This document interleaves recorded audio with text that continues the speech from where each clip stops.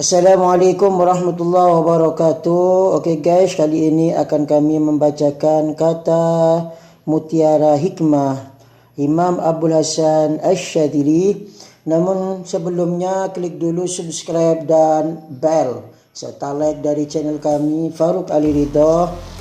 Baiklah, mutiara kata hikmah Imam Abdul Hasan Asy-Syadzili yang pertama. Kebutaan mata hati itu ada pada 3 perkara, yaitu saat membiarkan anggota tubuh dalam maksiat kepada Allah, ia dengan ketaatan kepada Allah dan tamak terhadap makhluk Allah. Barang siapa yang merasa pandangan mata hatinya bersama salah satu dari 3 perkara ini, maka mata hatinya adalah dorongan-dorongan prasangka diri dan bisikan setan. 2. Jika kamu ingin selamat dari kekeraman kehancuran, ikhlaskan amal kepada Allah dengan syarat ilmu dan janganlah kamu senang terhadap dirimu sedikit pun. 3. Keimanan itu bahwa kamu menyaksikan kepermulaanmu dengan kepermulaannya, keakhiranmu dengan keakhirannya, dan ketersembunyianmu dengan ketersembunyiannya. 4. Orang mulia adalah orang yang kokoh dalam ilmu kewibawaan, bertindak dengan hukum berkehendak, bukan dengan hawa nafsu, syahwat dan tabiat. 5. Hakikat zuhud adalah kekosongan hati dari apapun selain Allah Subhanahu wa taala. 6. Hakikat siddiq dan takwa adalah mendapatkan apa yang kamu inginkan bersama Allah, sebagaimana firman-Nya, dan orang yang membawa kebenaran yaitu Nabi Muhammad dan kebenarannya, mereka itulah orang-orang yang bertakwa, mereka yang memperoleh apa yang mereka kehendaki di sisi Tuhan mereka. 7.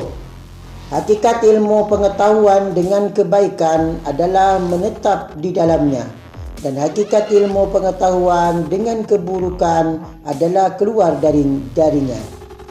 6. Hakikat niat itu adalah ketiadaan selain yang diniatkan ketika memasukinya. Kesempurnaannya adalah ketika menyertai atau melakukannya secara sempurna. 9. Hakikat sujud adalah ketertundukan hati terhadap hukum-hukum Allah Subhanahu wa taala. 10. Hakikat kelenyapan hawa nafsu dari hati adalah mencintai pertemuan dengan Allah pada setiap nafas tanpa memilih keadaan di mana seorang berada. 11. Hakikat hijrah atau meninggalkan adalah lupa terhadap yang ditinggalkan. 12. Hakikat mencintai adalah memandang yang dicintai secara terang-terangan. Kesempurnaannya adalah kesirnaan dirimu di setiap saat dan waktu. 13.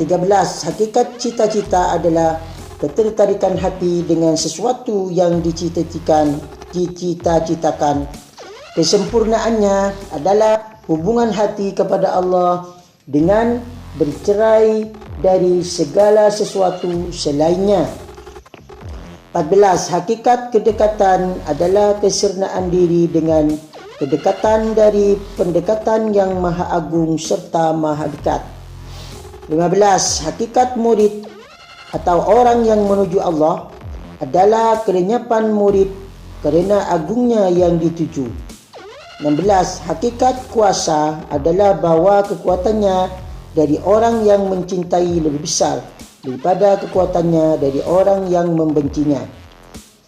17. Saya melihat Rasulullah SAW lalu saya berkata, "Wahai Rasulullah, apa hakikat mengikuti?" Beliau menjawab, "Memandang yang diikuti di setiap sesuatu, bersama setiap sesuatu, dan pada setiap sesuatu." 18. Guru adalah orang yang menunjukkan kepada ketenanganmu, bukan yang menunjukkan tentang keletihanmu. 19. Setiap guru yang tidak mendaangkan faedah faedah dari balik tirai, maka dia bukan gurumu. 20. Bukanlah manusia sempurna yang lenyap rasa takut pada dirinya. Manusia sempurna adalah orang yang lenyap dengan rasa takut orang lain. Allah Subhanahu wa taala berfirman, "Ingatlah, sesungguhnya wali-wali Allah itu tidak ada kekhawatiran terhadap mereka dan tidak pula mereka bersedih hati. Dan bukanlah manusia sempurna orang yang malu pada dirinya. Manusia sempurna adalah orang yang selainnya menjadi malu dengannya." 21. Hendaknya hasrat cita-citamu berada pada 3 hal pokok: takwa, taubat, dan waspada. Sedangkan pilar penegaknya melalui 3 hal pula: zikir, istighfar, dan diam, sebagai ubudiyah kepada Allah Subhanahu wa taala. Sementara untuk membentengi tradisi ini dilakukan melalui 4 perkara: cinta, ridha, zuhud, dan tawakal. 22. Apabila kamu kehilangan takwa dalam istiqomah, maka kamu jangan kehilangan taubat dan istighfar. Karena itu, lemparkanlah dirimu di pintu keridhaan dan lepaskanlah tujuan dan kehendakmu, bahkan melepaskan taubatmu dengan penerimaan taubat darinya atas dirimu. Allah Subhanahu wa taala berfirman, kemudian Allah menerima taubat mereka agar mereka bertaubat. 23. Ketika kamu berdoa, "Ya Allah, sesungguhnya aku bertaubat kepadamu, karena itu lindungilah aku. Kendalikan aku, berikan aku kekuatan dan tolonglah diriku serta kokohkanlah aku. Lindungilah dan tirailah diriku dari makhlukmu, dan janganlah engkau hinakan diriku di sisi Rasulmu." Tiba-tiba muncul kata-kata yang ditujukan kepadaku, "Kamu ini musyrik." Lalu aku bertanya, "Bagaimana?" Lalu dijawab, "Sebab kamu takut dihinakan di hadapan makhluk. Seharusnya yang kamu takuti jika Allah menghinakan kamu di hadapan manusia."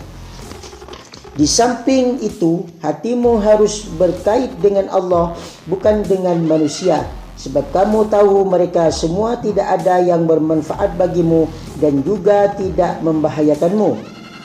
24. Sepanjang hatimu berkait dengan ilmu, kemampuan ucapan, ketekunan dan ijtihadmu, maka kamu bukanlah orang yang berhadap kepada Allah sampai kamu bisa putus asa dengan semuanya.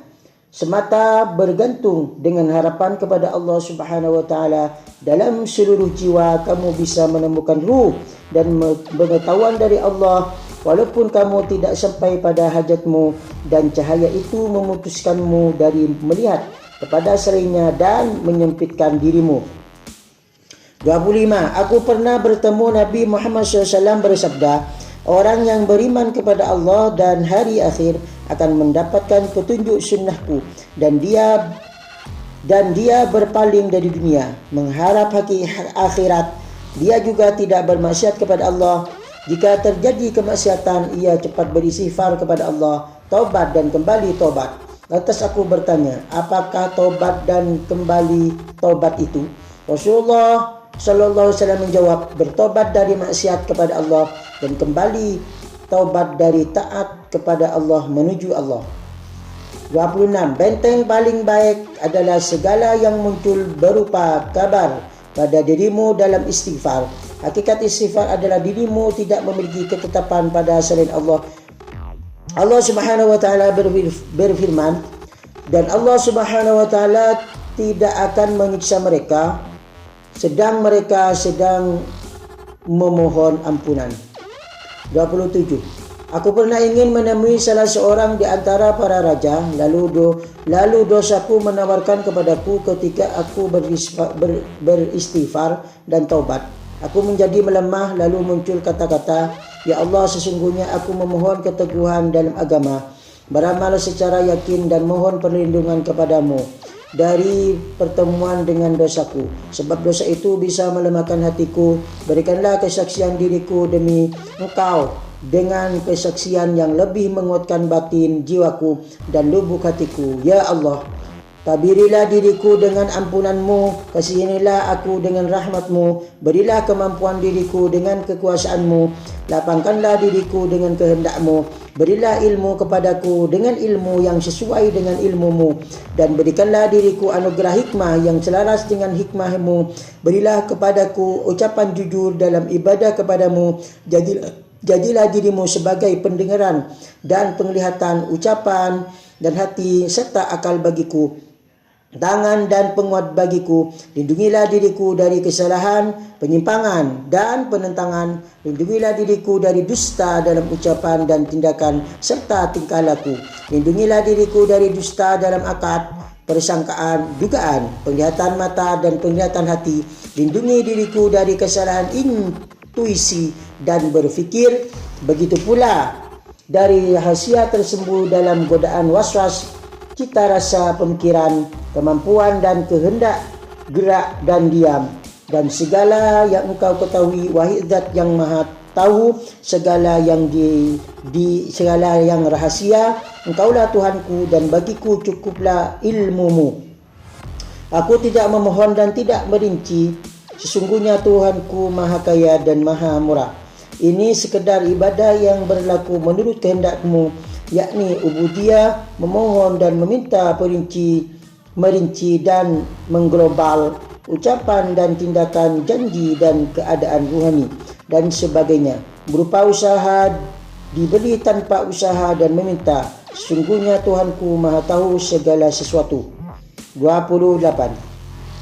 Jika Allah hendak memuliakan seseorang hamba dalam gerakan dan diamnya sekalipun, maka Allah akan angkat dia menjadi orang yang suka beribadah kepadanya. Allah tutup dari kepuasan dirinya sendiri. Dia jadikan hamba itu asyik di dalam ibadahnya.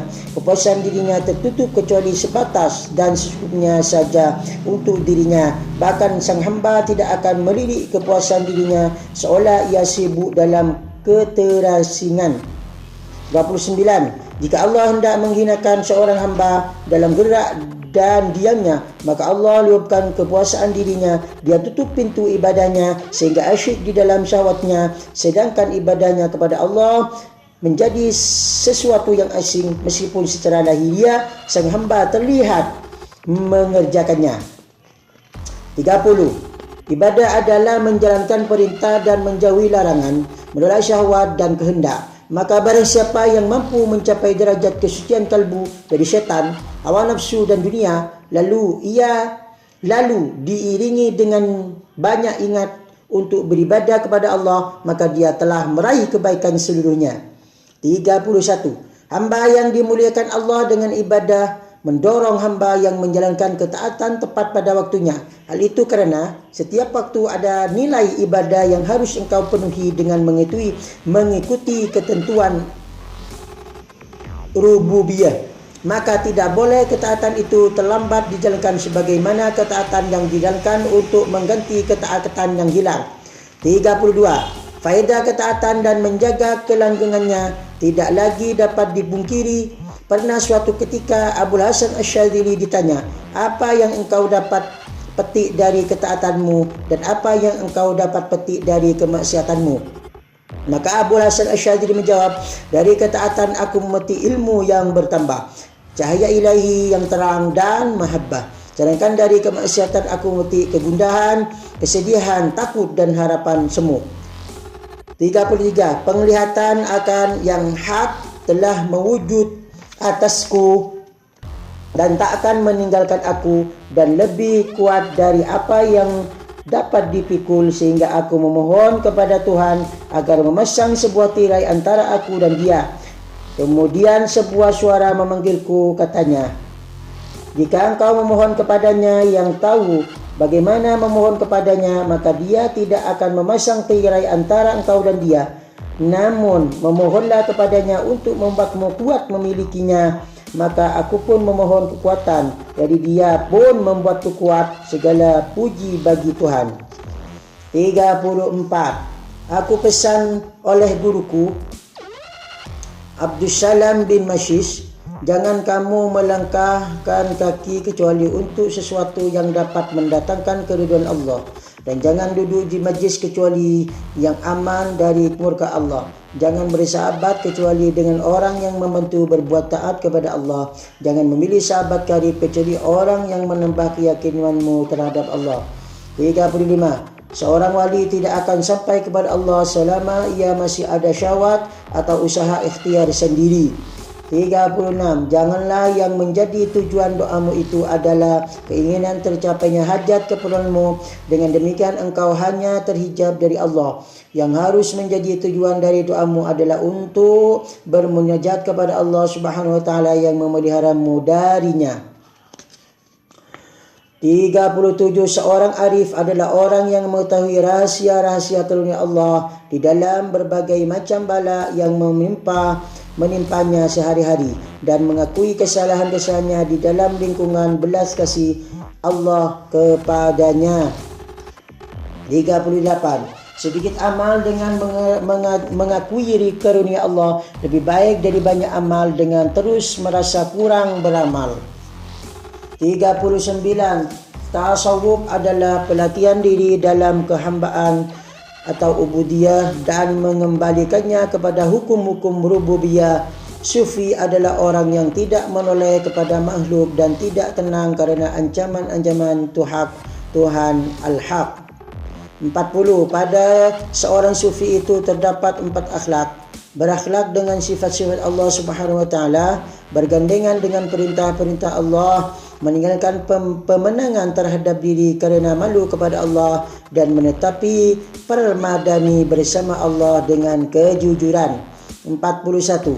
Kaum sufi dari makhluk dalam lipatan mata batinnya seperti debu di udara, tidak ada dan tidak pula tiada, sesuai posisi mereka dalam ilmu Allah. Jadi awarid atau hal-hal tidak tetap yang melintasi mata batin hanya untuk menentukan atau mengokohkan agar dengan itu dia mengetahui hakikat tauhid. 42. Bergaul dengan ulama besar itu dengan 4 sifat. 1. Melepas diri dari lawan-lawan mereka, condong dan cinta dan mengkhususkan bagi mereka. 2. Menaruh perhatian atau mendengarkan di depan mereka dan meninggalkan keinginanmu kepada keinginan mereka. 3. Mengutamakan perkataan dan perbuatan mereka serta memelihara akidah-akidah mereka. 4. Bercita-cita dengan apa yang menjadi cita-cita mereka dengan syarat kesesuaian dengan perbuatan mereka. 43. Jika kasyaf bertentangan dengan Al-Quran dan Sunnah, tinggalkanlah kasyaf dan berpeganglah pada Al-Quran dan Sunnah. Katakan pada dirimu, sesungguhnya Allah Subhanahu wa taala menjamin keselamatan saya dalam kitabnya dan sunnah Rasulnya dari kesalahan, bukan dari kasyaf, ilham maupun musyahadah sebelum mencari kebenarannya dalam Al-Quran dan Sunnah terlebih dahulu. 44. Kembalilah dari menentang Allah Subhanahu wa taala, maka engkau menjadi ahli tauhid. Berbuatlah sesuai dengan rukun-rukun syarak, maka engkau menjadi ahli sunnah. Gabungkanlah keduanya, maka engkau menuju kesejatian. 45. Jika engkau menginginkan bagian dari anugerah para wali, berpalinglah dari manusia kecuali dia menunjukkanmu kepada Allah Subhanahu wa taala dengan cara yang benar dan tidak bertentangan dengan Al-Quran dan Sunnah. 46. Seandainya kalian memajukan permohonan kepada Allah Subhanahu wa taala, sampaikan lewat Imam Abu Hamid Muhammad Al-Ghazali. Kitab Ihya Ulumuddin Al-Ghazali mewariskan ilmu, sedangkan kutub Al-Makki mewariskan cahaya kepada kalian. 47. Ketuklah pintu zikir dan hasyrat dan sikap sangat membutuhkan kepada Allah Subhanahu wa taala melalui kontemplasi, menjauhkan diri segala hal selain Allah Subhanahu wa taala. Lakukanlah dengan menjaga rahasia batin agar jauh dari bisikan nafsu dalam seluruh nafas dan jiwa, sehingga kalian memiliki kekayaan rohani. Tuntaskan lisanmu dengan berzikir, hatimu untuk tafakur dan tubuhmu untuk menuruti perintahnya. Dengan demikian kalian bisa tergolong orang-orang soleh. 48. Manakala zikir terasa berat di lisanmu sementara pintu kontemplasi tertutup, ketahuilah bahwa hal itu semata-mata kerana dosa-dosamu atau kemunafikan dalam hatimu. Tidak ada jalan bagimu kecuali bertobat, memperbaiki diri, hanya menggantungkan diri kepada Allah Subhanahu wa taala dan ikhlas beragama. 49. Orang yang berakal adalah orang yang dapat memahami apa yang diinginkan Allah Subhanahu wa taala darinya dan yang diinginkan Allah Subhanahu wa taala dari hambanya dalam memperoleh nikmat, bencana, melaksanakan ketaatan dan terjumus dalam kemaksiatan. Ada 4 hal. 1. Jika engkau memperoleh nikmat, maka Allah Subhanahu wa taala mengharuskanmu untuk bersyukur. 2. Jika engkau tertimpa bencana, Allah Subhanahu wa taala memerintahmu atau mensyariatkan untuk bersabar. 3. Jika Allah Subhanahu wa taala memberimu taufik untuk taat, Allah Subhanahu wa taala memerintahkanmu atau mensyariatkanmu untuk syuhudul minnah dan meyakini bahwa Allah Subhanahu wa taala yang memberikan taufik. 4. Dan jika engkau bermaksiat kepada Allah Subhanahu wa taala, mensyariatkanmu untuk bertobat dan berinabah kepadanya. Barang siapa memahami tujuan 4 hal perilaku Allah Subhanahu wa taala ini, maka ia dekat dan dengan hal-hal yang dicintai Allah Subhanahu wa taala dan dia adalah hamba sejati sebagaimana sabda Rasulullah SAW. Barang siapa diuji dengan bencana kemudian bersabar, diberi nikmat kemudian bersyukur, berbuat zalim kemudian meminta maaf dan dizalimi kemudian memaafkan, Rasulullah SAW diam. Para sahabat bertanya, apa yang ia peroleh wahai Rasulullah SAW? Rasulullah SAW bersabda, mereka itulah orang-orang yang memperoleh keselamatan dan mereka lah orang-orang yang mendapat petunjuk. 50. Tasawuf itu ialah melatih jiwa di atas dasar perhambaan serta mengembalikannya atau supaya tunduk kepada hukum hakam ketuhanan. Demikianlah Mutiara Hikmah Imam Abul Hasan Asyadzili. Semoga bermanfaat. Wassalamualaikum warahmatullahi wabarakatuh.